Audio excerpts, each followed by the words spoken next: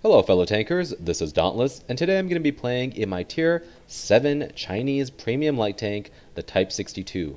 The Type 62 recently got a buff in the last patch, I believe it was 9.18, and it wasn't a direct buff to the tank, it was more the fact that they didn't nerf the tank when it got new matchmaking, making it a little bit stronger than its normal standard counterpart at Tier 7 because of the fact that it can no longer see Tier 10 vehicles. Obviously, the WZ-131, the Tier 7 Chinese light tank, can no longer see Tier 10 vehicles as well, but that vehicle lost its top gun and it was kind of nerfed, making this vehicle a little bit more competitive in my opinion. Today, I'm going to be playing with my brother Adema, aka Jacob, and we were communicating over TeamSpeak on this one. This isn't like the most horrendous matchup for these vehicles, it's only a Tier 8 game, and again, both teams are not very good. But the main reason I wanted to show this gameplay to you guys was not for the fact that it was like this epic carry by any means, but because there was synergy. Platooning is always a good idea, especially if you know your platoon mate very well, how they play, and how you can best support them. And Jacob is a very good player, and I've been playing with him for the last 5 years or so. So we have a lot of synergy and teamwork that we just trust each other, I guess, when we play this game, which is really, really nice, and so I do enjoy playing with him quite a bit. The map today is Redshire, and again, light tanks are so flexible that there's no really one place that I would push in this tank, but if you've seen my light tank or my scouting guides, you'll probably know how I'm going to play this. So we'll get the game started here. And for those of you that have seen my spouting video, you know exactly where I'm going, up to this house over here on F6. Mr. MT25 rams me a little bit, but that's okay. Keep on going, keep my momentum going.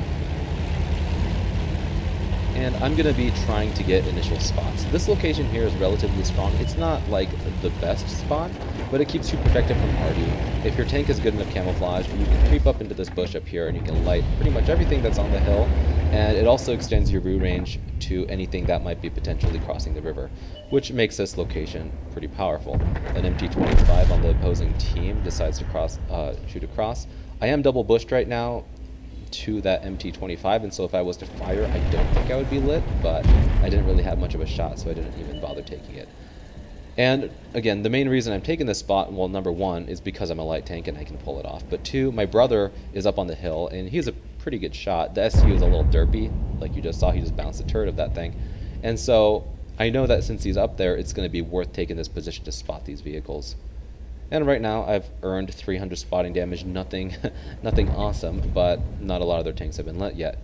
T25-2 gets lit, and I'm just sitting here waiting, hoping that my brother takes a shot. There he goes, he connects a good one to the turret.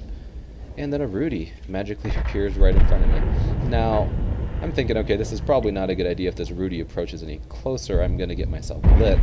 And as I told you earlier, I do not have Sixth Sense on this vehicle because I'm trying to train my WZ-132A crew, and so I'm not entirely sure when I'm lit, and I don't know what's up on the hill that could possibly hit me right now. Now if you look at what's been lit and what hasn't been lit, you know that there's the only possibility of being up on the hill is that Jag Panther 4, but again, I'm a very cautious player when it comes to my light tanks, and I don't want to have to take any hits that I don't have to. This Rudy is getting awful ballsy, and I'm getting a little bit worried that he's just going to try to rush me, and then I see that he goes into the bridge and he gets himself killed. So I'm okay. Now I'm going to pause this really quick.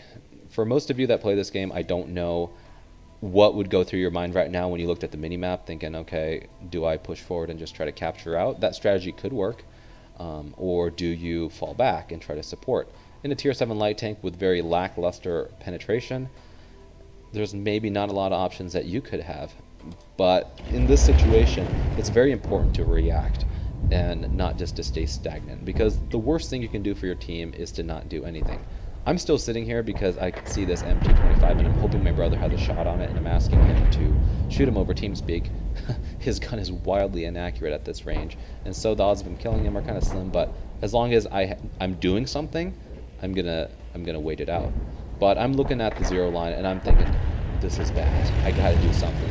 And I'm not going to just support with my gun, because that would be suicide. There's no way a little light tank like this with 880 HP and very low penetration values could contest a super Pershing frontally a Chrysler GF, all those things.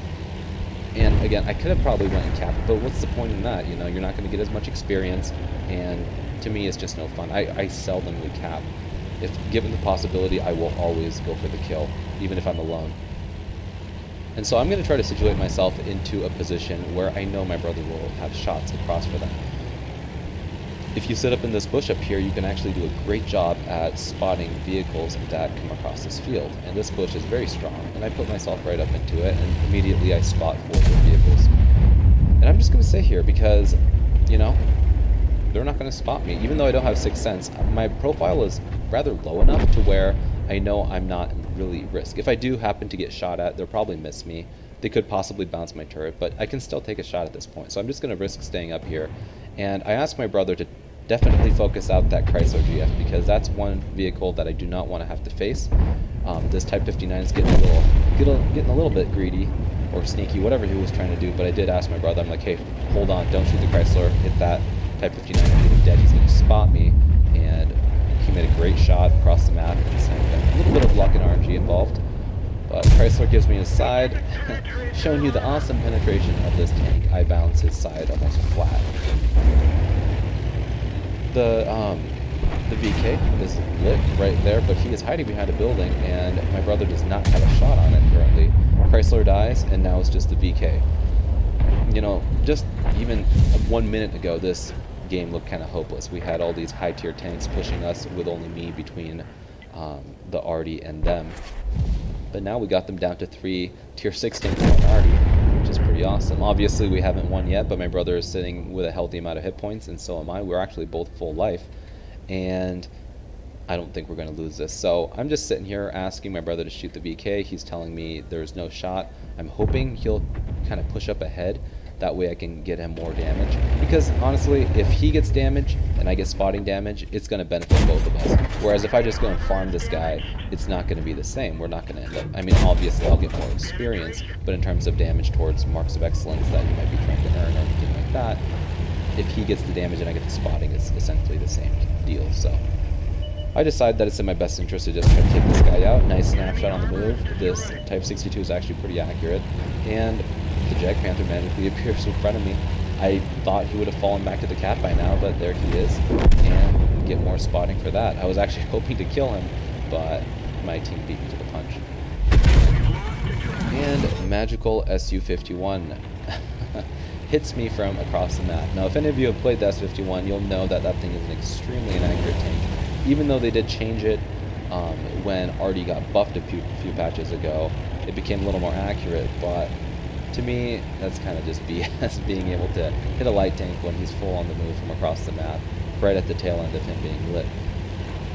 I'm not a huge fan of what changed with Arty when Wargaming decided to buff it, because it just means that I get hit constantly without them ever having to miss. When you're down to about 200 hit points and you get lit, it's basically game over, because they're going to splash you for about 200 damage, depending on what vehicle you're in. And then it's just frustrating because you can no longer avoid Arty. So I come over and take a shot, miss, and our KV2 does a great snapshot over the hill and takes him out. My brother was actually trying to get the shot on it, and he was waiting, and his gun missed and the KV2 hit, so go figure, right? Anyway, guys, that was pretty typical game, but it managed to net me 5,400 spotting damage. Very little normal damage, but I was able to give most of that damage to my brother, and it was a great game for both of us. And the teamwork involved allowed us to carry that game, because I think if we didn't communicate and if we weren't in a platoon, then I don't think I would have been able to carry this game alone if he wasn't in my platoon. So anyway, shout out to him. He did a great job in this game. And if you guys like this replay, subscribe to my channel for more content like this in the future. And as always, guys, thanks for watching, and I'll talk to you guys later.